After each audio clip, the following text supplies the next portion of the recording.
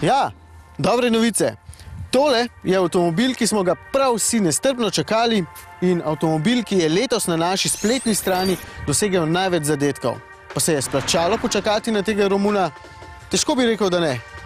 Najprej izgled. Avtomobil kljub svojemu poreklu izgleda čisto spodobno. Zasluge gredo napihnjenim odbijačem in zajetni maski, pri tej najbogatejši opremi pa so nekateri dodatki še sijoče kromirani, da vse skupaj izpade celo prestižno. Upam pa, da se Romuni ne bodo preveč trudili ugajati zahtevnejšim kupcem in da bodo njihovi avtomobili ostali na tem cenovnem nivoju. Potem je tu notranjost. Spet, materiali so ceneni, plastika je trda, osvetlitev pa je le tam, kjer je to nujno potrebno. Ampak vse skupaj je kvalitetno in robustno sestavljeno, zato imate občutek, da bo trajalo. Zaradi štirikolesnega pogona je tule v prtljažniku nekaj manj prostora, predvsem je nekoliko višji ta rob, ampak menim, da bo zadostil večini potreb.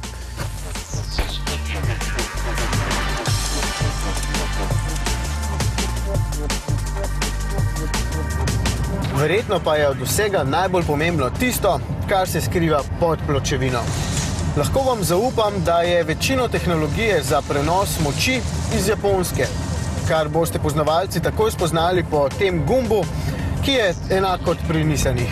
Z njim lahko vozite le s pogonom na prednji kolesi, prepustite elektroniki, da se sama odloča namesto vas, ali pa zaklenete štirikolesnega. Renault je priskrbel 1,5 litrski dizelski agregat, ki je zelo prožen in povsem dovolj močan. Za vsakodnevno uporabo pa vas bo morda motil le menjalnik. Sicer ima 6 stopenj, vendar so prve 4 tako kratke, da se vam bo zdelo, da stalno samo prestavljate. S tem so seveda poskrbeli, da se Duster, tudi če nima reduktorja, odlično spopade s terenom. S prvo prestavo lahko leze v še tako strm klanec in se tudi počasi spušča. Potem je tu še dokaj velika oddaljenost od tal in avtomobil dejansko navduši s svojimi sposobnostmi na terenu. In za konec še stvar, ki vas verjetno najbolj zanima. Cena. No, takšen stane malce več kot 19 000 evrov in ima praktično vse, kar je pri Dusterju sploh mogoče imeti, tudi ESP. Mene je prepričal in glede na omejene količine dobave, očitno še marsikoga.